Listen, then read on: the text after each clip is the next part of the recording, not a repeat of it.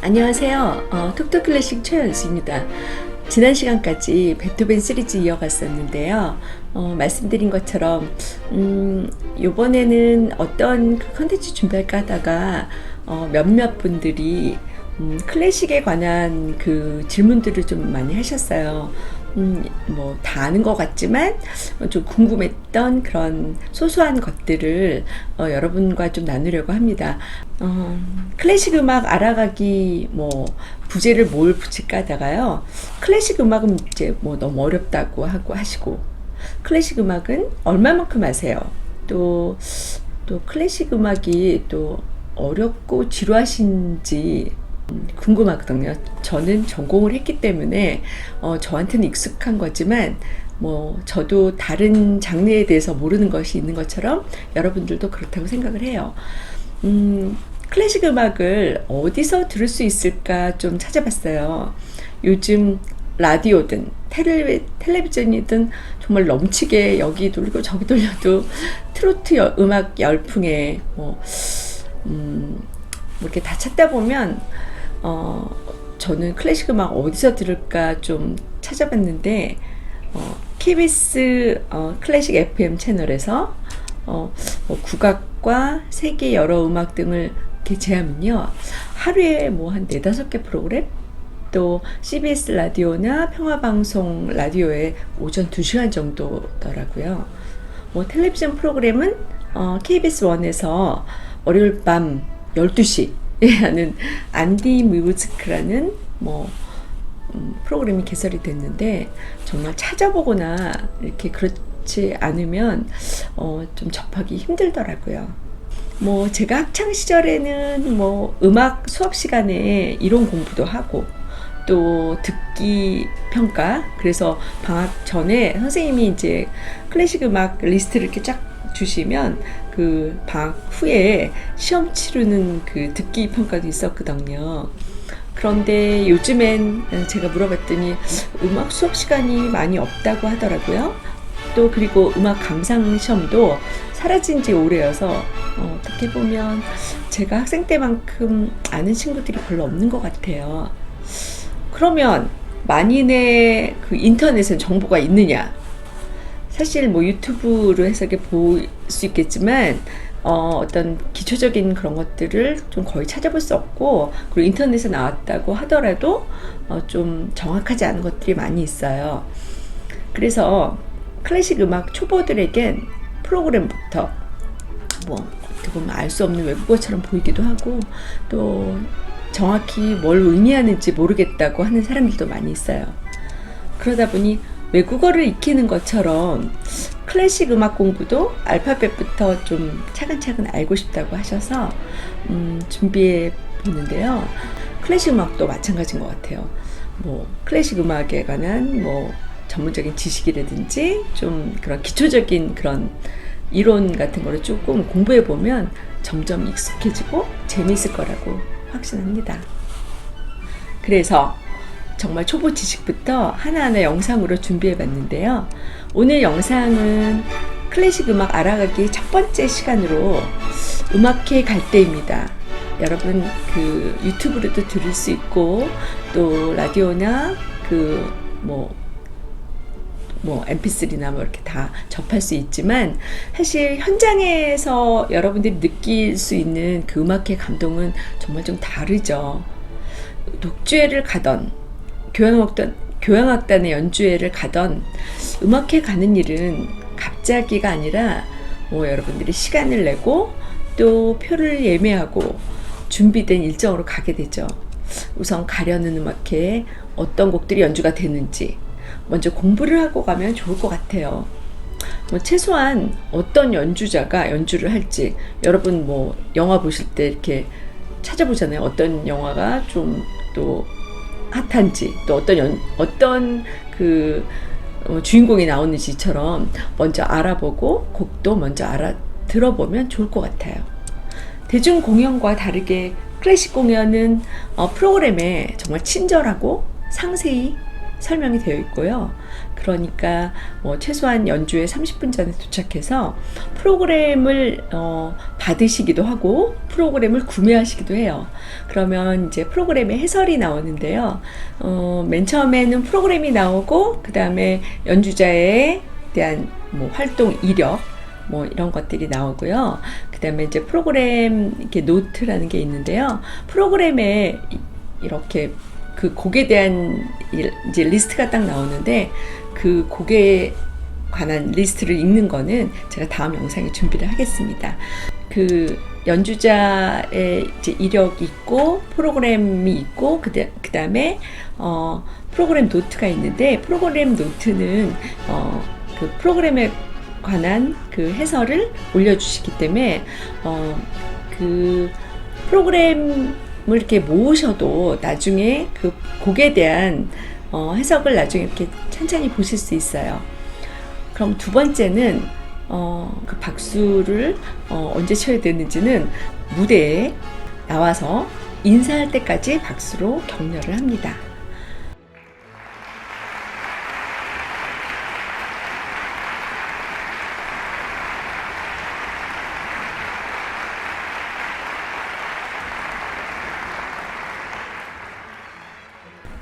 곡이 단악장이 아닐 경우에, 그러니까 제가 이제 프로그램 하나 준비를 했는데요. 창의 그 리사이트 프로그램이기 때문에 성악곡 같은 경우는 이렇게 거의 뭐 하나죠. 그런데 이제 여기 그 브람스의 여기 브람스 세레나데의 뭐 세레나데 5월의 밤, 그다음에 달밤 이렇게 여러 개가 다 있는 경우에는 거의 대부분이 곡이 다 끝난 다음에 박수를 칩니다. 그런 이유 중에 하나는 이제 그 뭐 또 독창회냐 그리고 또 기악곡이냐에 따라 다른데요. 단악장의 경우가 아닌 뭐 소나타나 실내악곡의 모든 악장이 끝나면 그 연주자는 인사를 이렇게 하고 들어갔다가 다음 곡 연주하기 위해서 들어오는데, 그러니까 연주가 끝나면 그 한 곡에 대해서 여러 악장이 있을 때 마지막 악장이 끝난 다음에 그 박수를 쳐주시는 게 좋습니다. 연주자는 그 곡이 한 곡 한 곡을 하고 인사를 하고 이제 그 무대를 퇴장을 하고 들어갔다 나오는데요. 그 이유 중에 하나는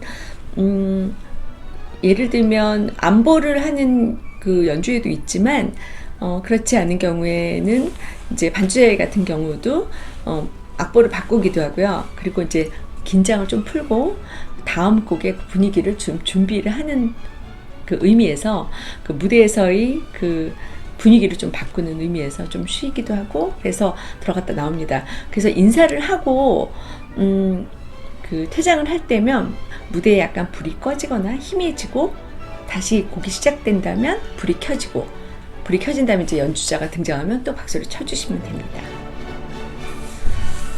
매번 연주자가 무대에 등장하면 박수를 쳐서 격려해 주시면 되고요. 한 곡이 여러 악장으로 구성된 경우가 있어요. 그때는 이제 아까 말씀드린 것처럼 이제 보통 기악곡이나 오케스트라 같은 경우에 모든 악장이 끝난 다음에 칩니다. 왜냐하면 그 모든 악장이라고 이렇게 나눠져 있지만요. 작곡자는 한 곡을 작곡할 때 뭐 협주곡이나 콘체르토 같은 경우에도 하나의 스토리로 만든 책으로 말하자면 그 단락을 묶어서 쓴 한 권의 책이기 때문입니다. 그래서 중간중간에 박수가 터져 나오면요.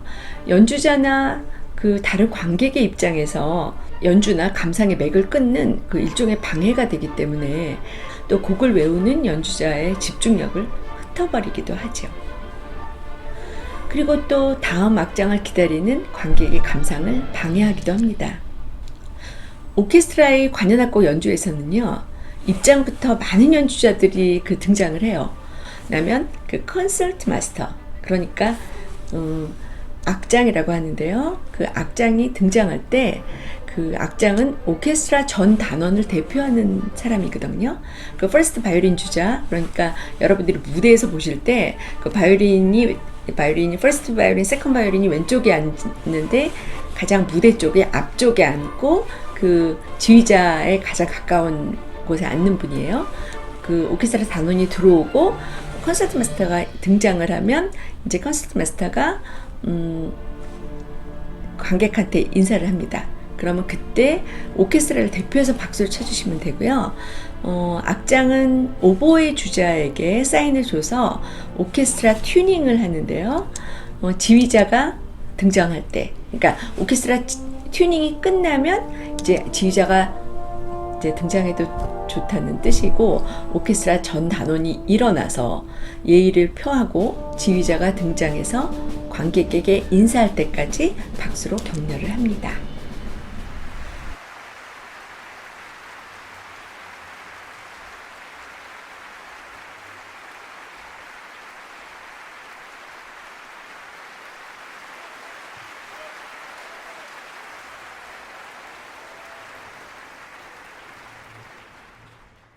만약 협주곡의 경우에는요, 협연자가 지휘자와 거의 동시에 들어와요. 물론 지휘자가 그 협연자를 이렇게 대우하는 그 표시로 지휘자 앞에 등장하고, 지휘자는 그 바이올린 주자들 사이로 등장을 하죠. 지휘자 앞에 등장하고, 그리고 협연자가 오케스트라를 대표하는 악장과 이제 인사를 먼저 나눠요. 그리고 나서 관객에게 돌아서 인사할 때까지 박수를 쳐줍니다. 독주회나 실내악 연주와 마찬가지로 협주곡이나 관현악곡도 단악장이 아닌 경우를 제외하고는 그 곡의 모든 악장이 끝난 후에 박수를 칩니다. 이제 언제 박수를 치는지 알게 되셨나요? 제가 하나 그 사례가는 재미있는 에피소드를 하나 말씀드릴게요. 마지막 악장을 이제 지휘자가 하고 끝났어요. 그런데 보통 이제 대부분 마지막 악장에서 끝나고 나서는 보통 페르마타로 한다든지 아니면은 다 끝나고 나서 그 마지막 박자까지 기다렸다 박수를 쳐주시면 좋은데, 보통 빠바바반 하고 끝나자마자 막 박수를 치는 분들이 계세요.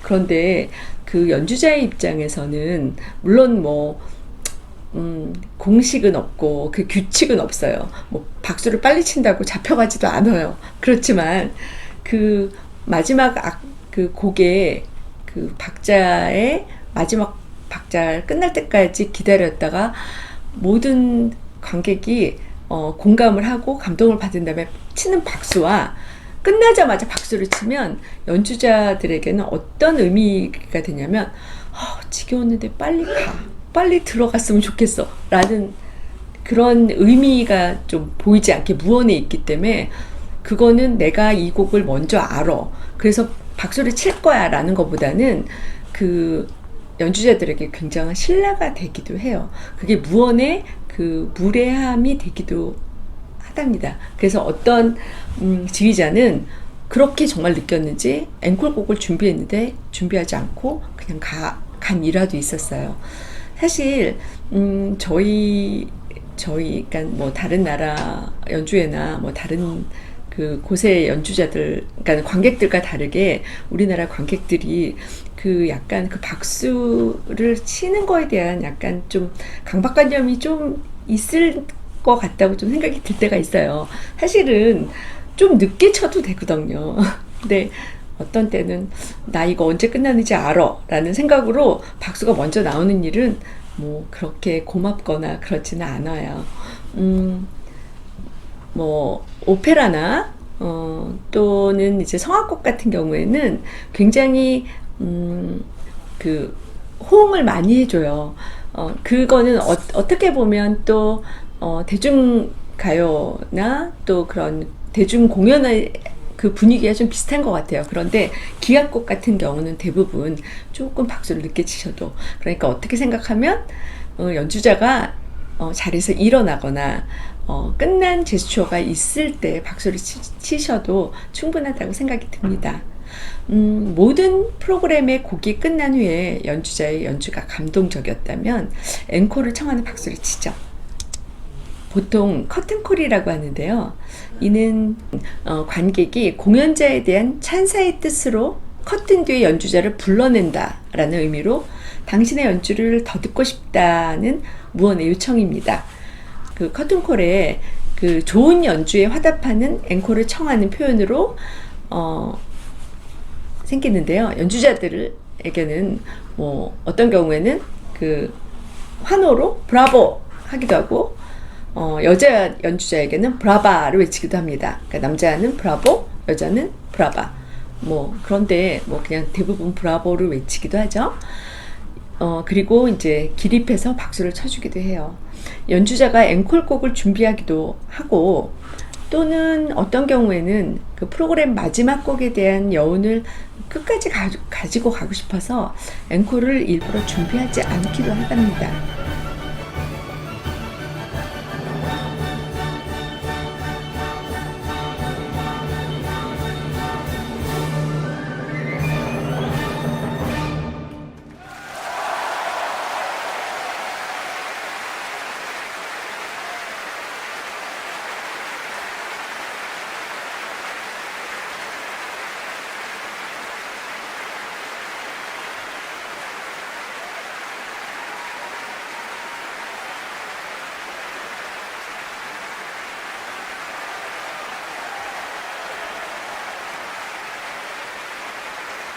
러시아 출신의 피아니스트 예프게니 키신은 독주에 아주 여러 번의 후한 앵콜곡을 연주하는 연주자로 유명한데요.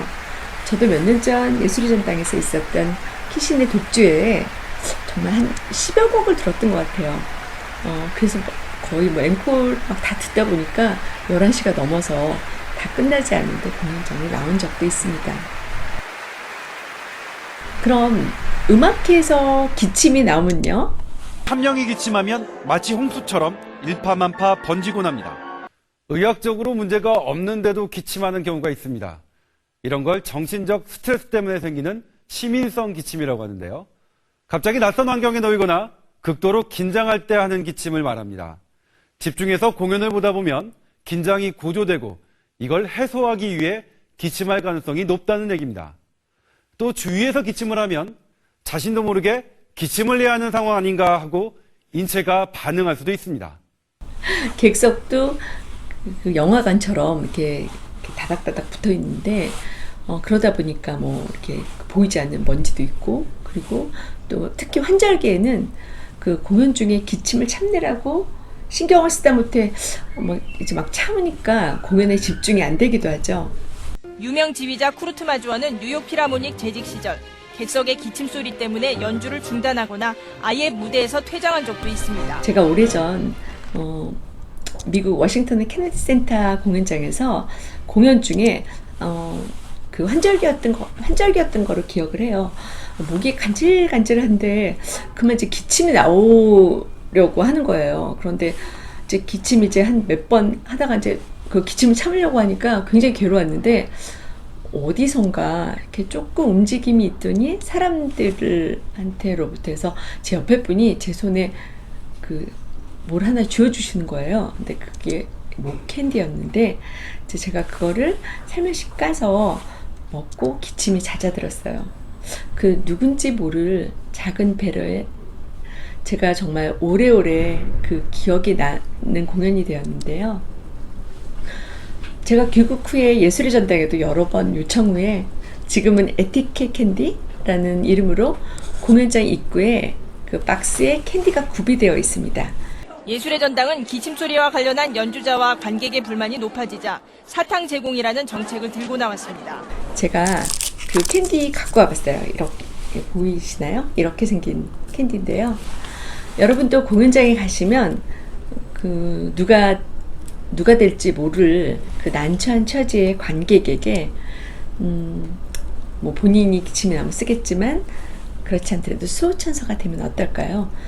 사실은 아무 그 사탕이나 갖고 가면 될 것 같아도 제가 그 사탕 하나 마련해봤어요.